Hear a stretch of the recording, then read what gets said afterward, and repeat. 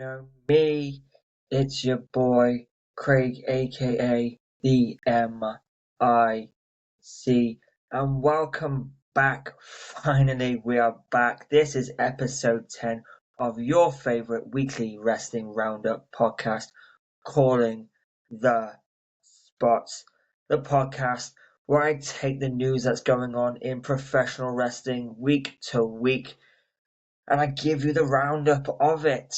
I give my thoughts, feelings, and opinions on everything that's going on in pro wrestling, or everything that I find interesting in pro wrestling, because, oh boy, has there been a lot going on in pro wrestling over the last week, 2 weeks, month. There's been a lot happening, and I mean a lot happening. And unfortunately, I can't catch up on all of it because, oof, there's just been so much going on with pro wrestling, and but yeah, I guess I had to bring the podcast back. I had to take some time off, just from my head. I guess you could say I've been struggling a little bit in terms of having the motivation to do something when it's just me that I'm responsible to. I have to answer to myself, and I'm when it comes to myself, I know I can get around it. I'm not the strictest boss, like when it comes to what I do, when it comes to making content. But yeah, I figured let's get this back going. Let's make this something good. And I guess before we get started, I will ask you, if you don't already, please drop a subscribe here on YouTube. And if you're listening on Spotify, drop a follow on Spotify. Give a comment, give a review, all that good stuff. It all goes towards the algorithm, and as we all know, algorithm is the king. And just before we get into what we're going to be talking about this week, I want to put it out there that I am looking for a co-host, a permanent co-host, someone to join me as a team, who has an interest in podcasting, who wants to talk about professional wrestling, not just TNA, not just WWE. If you have an interest in pro wrestling, let's talk about it. Let's start this up, and hopefully then we can build this into something that is well, not watchable, but is functional as a podcast. Because me just talking into the void, I'm guessing people might get a bit bored of that eventually. But hey, we're here, we move, and I guess without any further ado, let's kick things off. And I want to talk about something that's, for the last, I don't even know how long, since it started, been a conversation amongst wrestling fans as to whether this would be acceptable, or whether this would ultimately lead to the downfall of TNA wrestling. And that is, of course, the working relationship between WWE NXT and TNA wrestling. Of course, Tuesday, if you're watching this on Monday, if you're watching it on Monday when it comes out, which is today, you're watching it as I'm recording. Tomorrow on the CW and Netflix internationally, it's Showdown, NXT versus TNA Showdown. We have men's and women's Survivor Series style matchups. We also have Mustafa Ali facing Ethan Page for the NXT North American Championship. And we have the Hardys versus Dark State in a winner-take-all match for the TNA and NXT Tag Team Championships. This all stemmed from... it's been building a while, to be honest, but it all really kicked off at NXT Homecoming, when Grayson Waller made a match between Obafemi the NXT champion at the time, the NXT champion, and the current TNA World Champion Trick Williams in the title match. The TNA roster were not exactly happy about this, made their feelings clear on social media, made people talk, and had it. Will this be an invasion? Is this the start of TNA taking umbrage with the fact NXT have their main titles? Of course, didn't have the Knockouts World title at that point, but they had the World title. Now they do have the Knockouts World title. Kalani Jordan is the current TNA Knockouts World Champion. Of course, this has got people speculating. Do TNA get their titles back at Bound for Glory? And has this relationship just been WWE essentially bullying TNA? And that's the bit I want to focus on. This relationship, has it been beneficial to TNA? Absolutely. I don't think that can really be debated. This relationship has been very beneficial for TNA. However, are WWE bullying TNA? I don't necessarily know if I would go that far, but it feels as though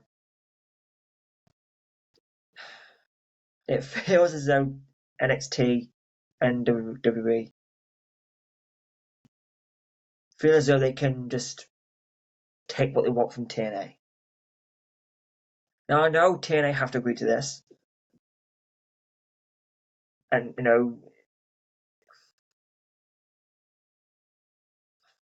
okay, let's because the main thing people pick up on or tend to compare to was the relationship, if you could call it that, between TNA and AEW a few years ago.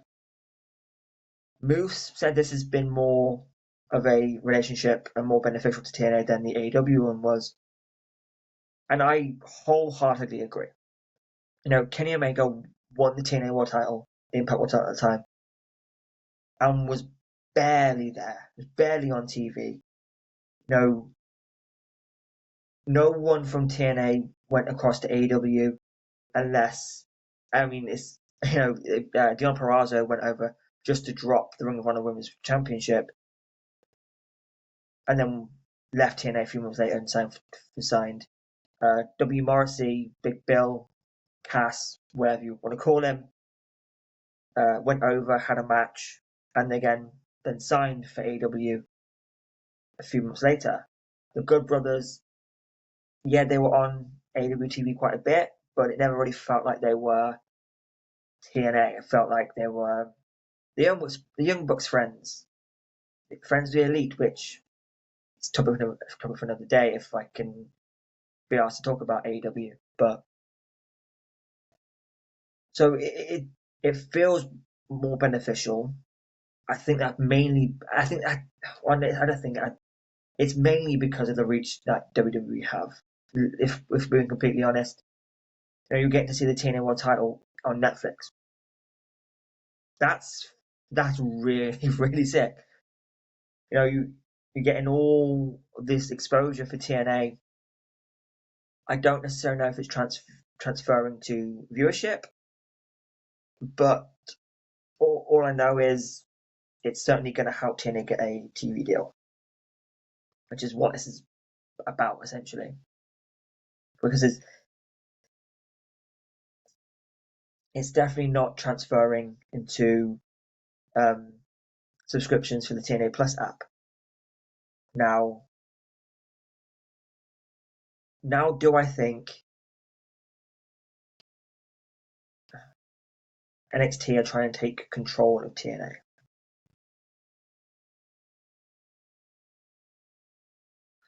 It is a tough question to answer because we have to remember that this is a story. This is pro wrestling. As much as we love it, and As much as the reason I'm doing this is because I love pro wrestling. But I don't. We have to remember that this is pro wrestling. It's a story being told, and yes, this is two companies working together, which is like 2 years ago. If you said, "Oh, NXT and TNA are gonna have a working relationship, and they're gonna have a cross-promoted show," I would have called you a liar. I would have said every day under the sun because that was just never going to happen. But yet here we are, and we're as of recording, we're 24 hours away from that.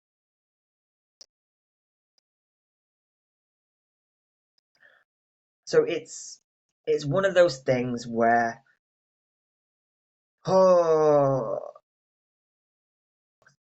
as a TNA fan, it pisses me off to see someone from NXT taking a title from TNA.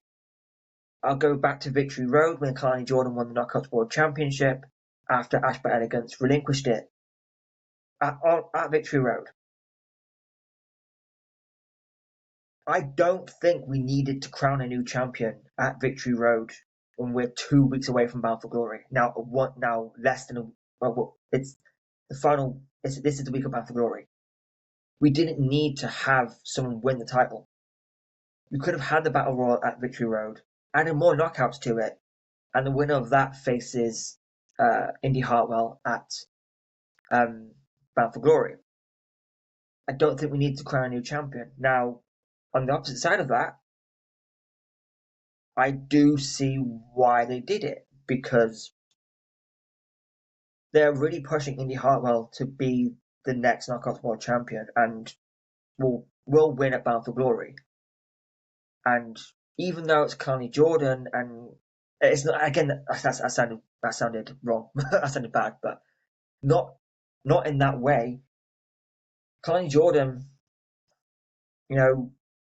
first ever women's North American champion, she was on a really good run. But NXT, when was the last time Kalani Jordan had anything important to do on NXT? And yet you can send them over to TNA and we'll put a title on you. We'll put the Knockouts World title on you. With no build, you just win it just to lose it 2 weeks later. I don't understand why we needed that. However, it does make a bit of sense now I've had time to mull it over.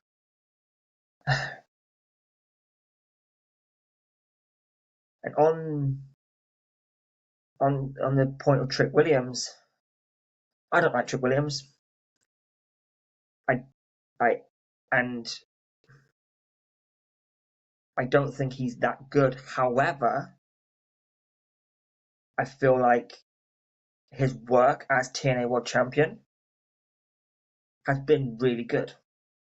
I never thought I'd praise Trick Williams, but the way he gets me riled up because I don't want to see him as TNA World Champion, wearing the title upside down, calling it Trick and A, it annoys me, and that is the purpose of this. At least I hope that's the purpose of this. Now, again, we are less than a week away out from Bound for Glory, and again, the way TNA are building it, it seems as though Mike Santana is going to win the TNA World Championship finally.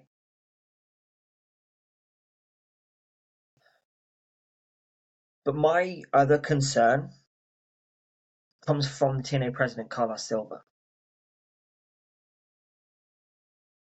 Carlos Silva, I don't trust him. I don't think he understands the history of TNA.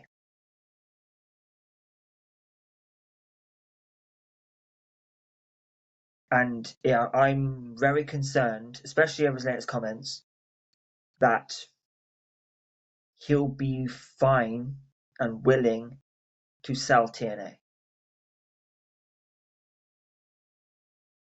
And that as a TNA fan, the reason I'm a wrestling fan is because of TNA wrestling. The reason I started this entire channel is that started doing this content is because of TNA wrestling. I don't trust Carlos Silva enough to understand how big of a deal it is that TNA keep going.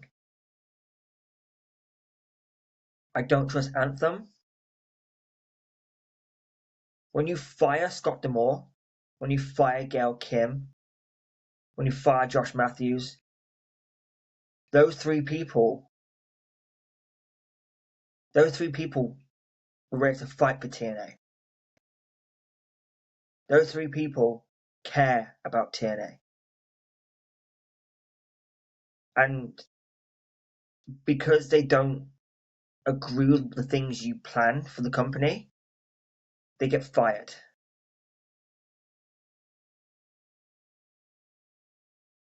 I'm very concerned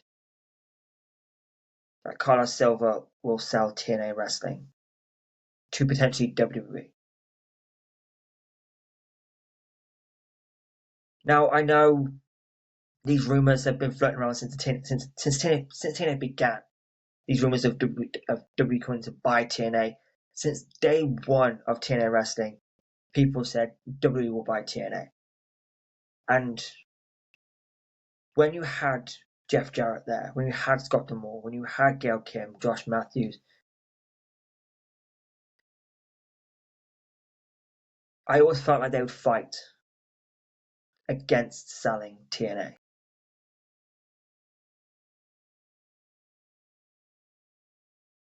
But now, I don't know, and that scares me, quite frankly. I'm not prepared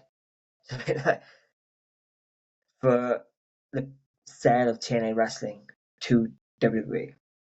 You look at the way WWE have been booking AAA, and it's not all bad when it comes to how WWE and AAA have been, I guess, going together.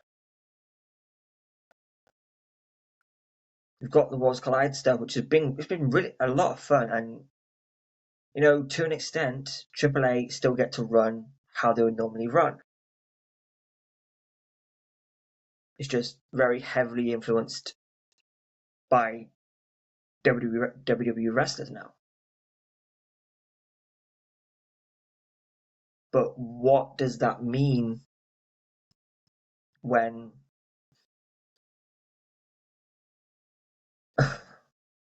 when you look at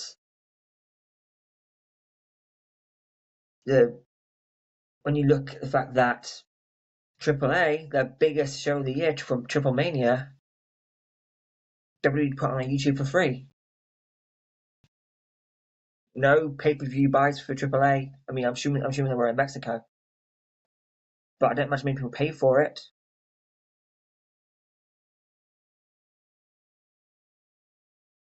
Like I said, my biggest concern when it comes to Carlos Silva and Anthem is that they don't care enough about TNA wrestling. They don't understand what TNA wrestling is and how Hard to Kill wasn't just a pay-per-view name. It feels like every year before Bound for Glory, there's talks of TNA being sold, talks of TNA going out of business. From the beginning, everyone expected TNA to go out of business, but they didn't.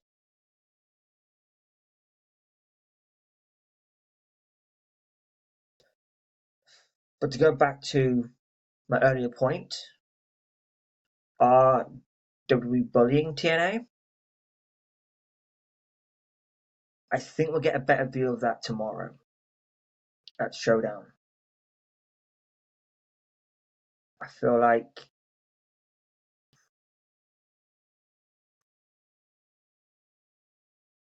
if TNA get destroyed on this show, I think we've kind of got our answer.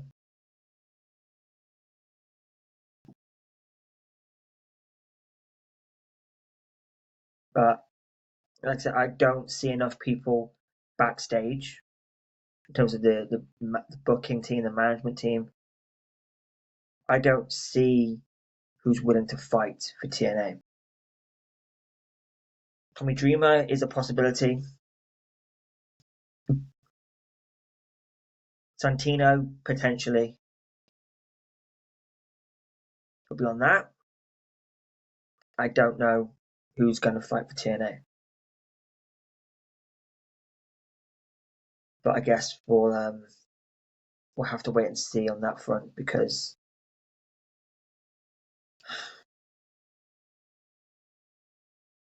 yeah, it's as a TNA fan, I'm very scared because if I lose TNA in wrestling, I don't know how much of my interest will remain in pro wrestling. I honestly don't know. TNA goes away. I don't know how much I care about pro wrestling. Hey, we'll wait and see what happens at Showdown, Bound for Glory especially. So next up is get out of that mindset of TNA going away because we don't know. But let's just move on to the next topic I have, and that is the John Cena retirement tour. Now, from the first episode of the podcast, I looked at what's going to happen with John Cena on this retirement tour. The heel turn, especially, that's gone. The heel turn is over, ending at SummerSlam. Now, John Cena has 5 dates left. He retires in December at Saturday Night's Main Event. And this retirement tour has been, put it mildly, awful. When you look at who he's faced,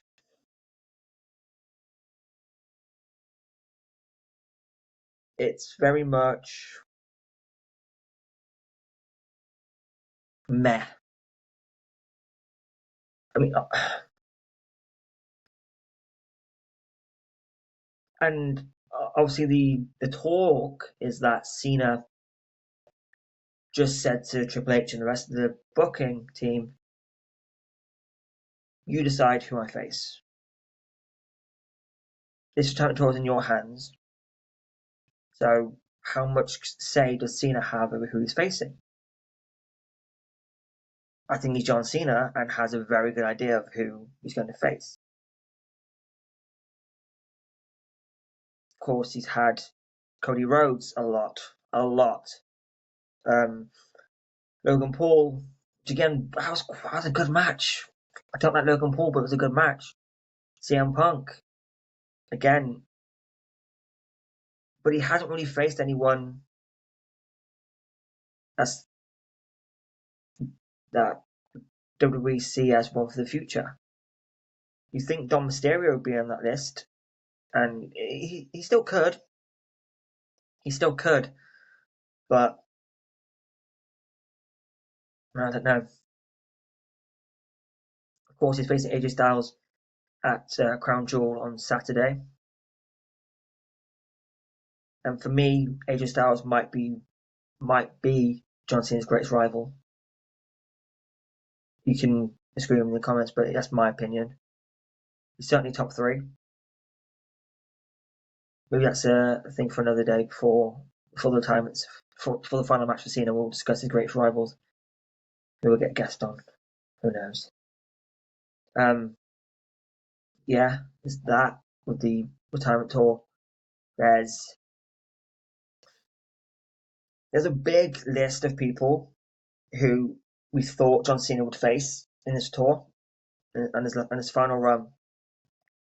We thought we'd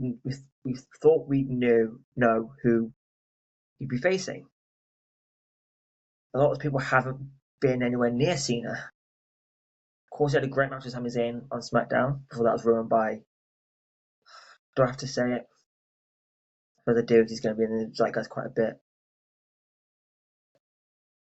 and I'm not going to say his name or him too. I'm not going to say that name until I have to. Um,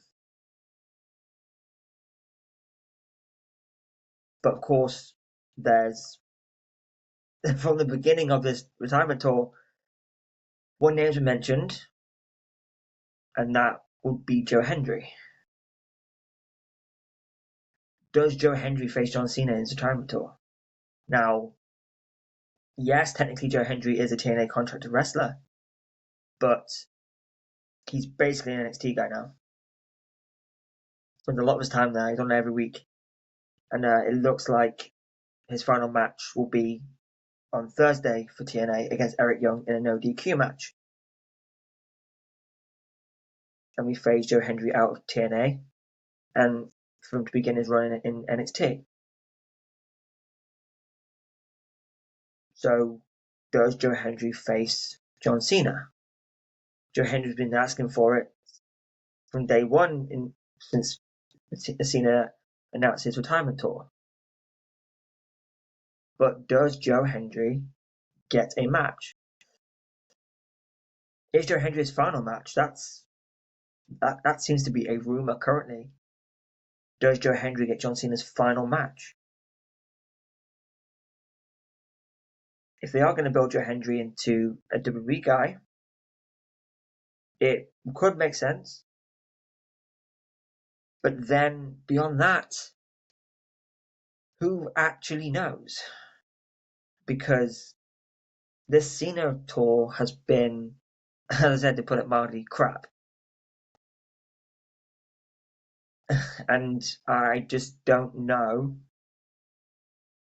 I just don't know where this goes. Can they turn it around in his last 5 appearances? Probably not. Like when it gets to December, when it gets to Saturday main event, I know people aren't going to really be looking at who we faced in the build up to all this. It will be, oh wow, it's John Cena's final match. After this, John Cena is retired, and that's a big deal for a lot of people, myself included. So ultimately, does any of this matter? To an extent, in terms of the old adage of, you know, put someone up on your way out. Has he really done that? Because I don't think Logan Paul necessarily needed a match against John Cena. I don't think, again, as much as I don't like Logan Paul, I can appreciate how good he is. And so I don't know if he needed a John Cena match when it could have been so many other people. Does Dirty Don get a match? Does Dirty Don put his IC title up against John Cena? The only title John Cena has never won in the WWE. Do we get Joe Hendry? There's so many ifs, ands, or buts about this last few dates. I just don't know who he faces. And does The Rock get involved in something? Does The Rock actually show up for something that he wanted, he started? Does he actually get involved? Probably not, because he's everywhere filming. So The Rock, he left John Cena to deal with something that he had no real, like, without The Rock, Cena doesn't turn heel. So you don't. Anyway, what happens with this final run? I honestly don't know, and I wish I did. plenty of rumors flying around. I'm sure you can, if you look at the rumors, I'm sure you can pick one that you believe in, and run with that one. But it's we don't know who's his final opponent's going to be. We don't know why it's on Saturday night's main event. It's not even in Boston or New York.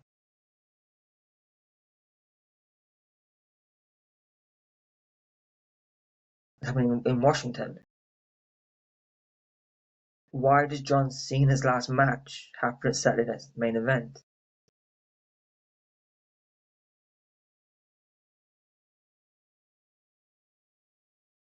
It's an interesting dilemma, I suppose, for the WWE writers.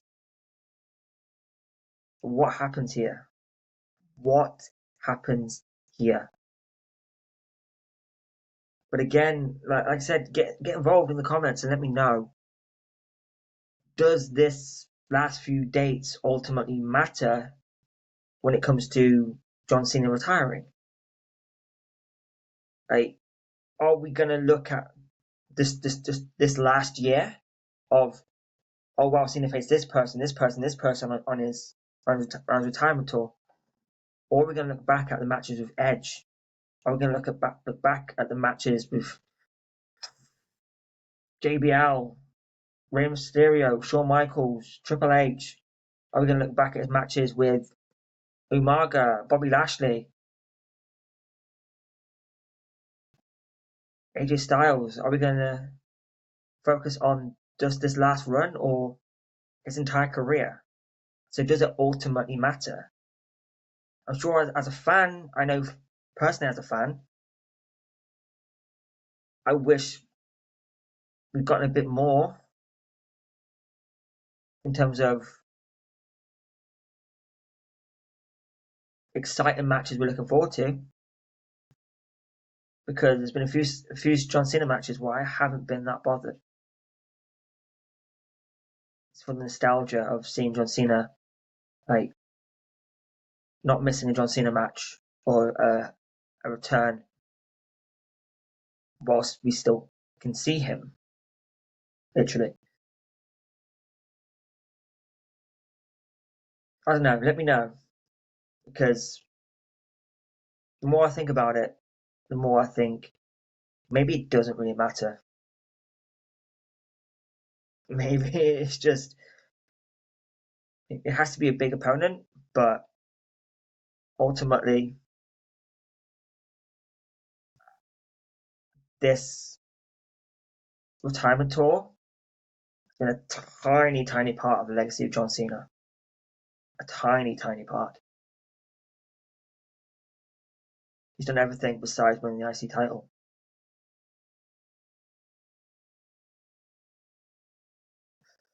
So yeah, let me know, because I don't know how important this retirement tour will ultimately end up being. So you can just yeah, hit me up in the comments and let me know your thoughts on this. And now I'm going to head over to the final section of the pod. It's a short one, but when I'm on my own, I figured I'm going to do a short one because I don't want to be rambling too much at you. So you can let me know your feelings on this and everything I've talked about so far. But figured I'd just finish off with nice and easy, nice and simple. Bit of fun, bit of opinion based fun, if you can call it that. It's a well trodden trope in podcasting and wrestling discourse in general. And, it's the pro wrestling Mount Rushmore. But this one is specifically going to be the TNA Mount Rushmore. And if this becomes a popular feature, then yeah, I'll make it a SmackDown Mount Rushmore, Raw Mount Rushmore, the NXT Mount Rushmore, the X Division Mount Rushmore, the British Wrestling Mount Rushmore. We can get into it more and do more about it, but this for now is the TNA Mount Rushmore and my personal Mount Rushmore. How many more times can I say Mount Rushmore? So of course there's 4 people, and yeah, you let me know if you agree or disagree with this list. I'll just go through it. So let's just get into it. My first one, Kurt Angle. Arguably the most important person to cross over from TNA, from WWE to TNA. Without Kurt Angle, a lot of stuff doesn't happen in TNA. Now, I know he's not the first crossover, but he's certainly the biggest crossover. And then, not only did he cross over from WWE, whilst he was still a star there, he had some of the best matches of his career in TNA. His peak was in TNA. Literally winning everything.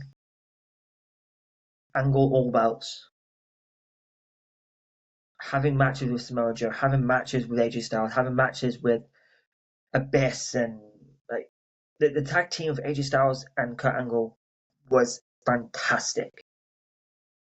There's so much to like about Kurt Angle's time in TNA, and he has to be on this list and considered one of the greatest TNA wrestlers of all time because of how much of a huge moment it was when he came over. The headbutt to Samoa Joe, the headbutt heard around the world, the Angle slam on the title. It might be one of the most iconic moments in TNA history. Again, you let me know if you agree with that one. Then next up is someone that I don't think gets enough love when it comes to being featured on the TNA Mount Rushmore. They were a pioneer of a movement in TNA, a legend in TNA. That's Gail Kim. Now I know recently Gail Kim's been getting some shit. I don't really read into it, but Gail Kim, first ever female inductee into the TNA Hall of Fame.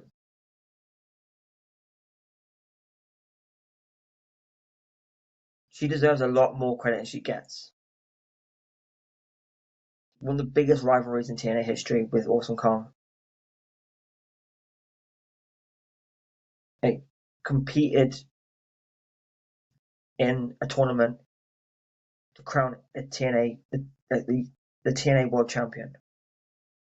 Before Tessa Blanchard won it, Gail Kim competed and had a great match, by the way, with T Great Uno. If you can find it, go check out Gail Kim versus T Great Uno from Impact in the World Championship tournament. It was a banger. Go check that out. But Gail Kim, whenever people talk about the Mount Rushmore, everyone just goes for the guys, and they don't really put enough. Like, if we do it, it all has to be a separate entity with Gail Kim. Like, she can't be considered one of the greatest TNA stars because she's not male. Is that like, I don't know why the Mount Rushmore always consists of men. And there are so many women who deserve to be on the Mount Rushmores. Like, and a lot of times they're on the same level as the men in terms of just being great at what they do. Now, I'm not saying Gail Kim is equal to everyone on this list, but this is my opinion. And Gail Kim, in terms of what she did for TNA, deserves to be on the Mount Rushmore for TNA wrestling. And you can agree or disagree, let me know in the comments, but I have to put Gail Kim on this list. The next up, I mean, he's on everyone's Mount Rushmore of TNA. It's the phenomenal AJ Styles. What more needs to be said? The Grand Slam champion in TNA. Having one of the biggest moments. Certainly one of the most iconic moments. Winning the world title and the pirate and the confetti and the fans coming in the ring. Excuse me. Oh, excuse me. everything about AJ Styles in TNA. Now I know AJ's had more matches in the WWE than he had in TNA, but AJ Styles is Mr. TNA. Like, when he came to WWE and faced John Cena, people were saying this is Mr. WWE versus Mr. TNA. AJ Styles is a permanent fixture on everyone's list of the TNA Mount Rushmore, and deservedly so, because he is quite literally phenomenal and deserves every accolade in the sun. And hopefully next year he takes his rightful place in the TNA Hall of Fame. Again, another man on the verge of retirement, but not being talked about enough yet. But let me move. And finally, number 4. Fourth, it took some thinking, because there's quite a few people who should be on this that don't, and honourable mentions to Christian Cage, to Samoa Joe, to Christopher Daniels, to Frankie Kazarian, to Eric Young, to Awesome Kong, to, man, you name it. There's so many people I could put on this list. But I chose to go with the icon Sting. Again, Sting was really the first, like, big name to come over. Not again, it's not even an ex-WWE guy. He hadn't wrestled since leaving WCW. Such a big moment when he arrived to the team of Jeff Jarrett. Went on to win the TNA World title multiple times, tag titles. Have, like, maybe not now. I have to go back and check, but at one point had the most main events in Bound for Glory history. And Sting is Sting. When I first started watching TNA, I didn't really know many people on the show, but then I saw Sting. And again, I started watching wrestling like 2002 when I first saw wrestling for the first time. So this was WWE. Like, I didn't know, I never heard of WCW, despite the fact I learned later on that my family were Team WCW. I knew who Sting was. I knew who Sting was, and Sting deserves to be on this list because of how impactful he was to TNA wrestling. The first TNA Hall of Famer. He's the icon for a reason. And yeah, he deserves to be on every Mount Rushmore, if you're asking me. But yeah, there's my TNA Mount Rushmore. If you agree, you disagree, let me know. I genuinely want to hear people's thoughts and feelings on this, because there are so many people who could be on this list, and I want to know what you think. So let me know in the comments. And yeah, I guess we can call that a podcast. Thank you so much for watching and listening and sticking with me. If you've come back after I've been off for months without telling anyone, I really appreciate you. If you're watching this, please share it. Like it, subscribe, share it. It really does help. I'm trying to build this from nothing. Of course, there are so many wrestling podcasts out there. Everyone's got a podcast now. But if you choose to listen to this, I appreciate it. Share it, tell someone, put it in a group chat, whatever you need to do. Even if you disagree with what I'm saying, please comment. I really want to hear. Don't just like say something you disagree with and then insult. Just state a reason why you disagree with it, and let's have a conversation. This is what this is about. This is a conversation. Even though I'm talking to you through a camera right now, this is the conversation. Let me know what you think about what I've said about TNA and seeing the Talent Tour, and of course my Mount Rushmore of TNA. Let me know in the comments. I appreciate you. As I said, please subscribe. I know this week is a lot happening in wrestling in terms of Crown Jewel and Bound for Glory, and of course Showdown. Uh, I thought about doing a preview and predictions for it, but TNA have a habit of announcing matches the day before, and there's still matches to be announced for Crown Jewel on Raw this week. So I didn't want to date it by having those predictions on there. If you follow me on TikTok at Mr. Impact at MIC_CTS pod, I can remember that. Then please, I will be doing my predictions on there. Doing a preview of Raw tonight. This is up now. Obviously, you're watching it, so I appreciate that. And yeah, if you could just drop me a follow here, there, everywhere. CTS Pod, Corner Spots Pod. I'm on Instagram, TikTok, and Twitter, X, but don't really post on there. But I will if you follow me on it. If you follow me on it, I'll post on there. Why not? Most on TikTok, MIC_CTS Pod. And yeah, let me know what you think about all this, and I will catch you on the next one. This has been Calling the Spots. I have been the MIC, and I'll catch you on the next one. Thank you for watching. Goodbye, my friends.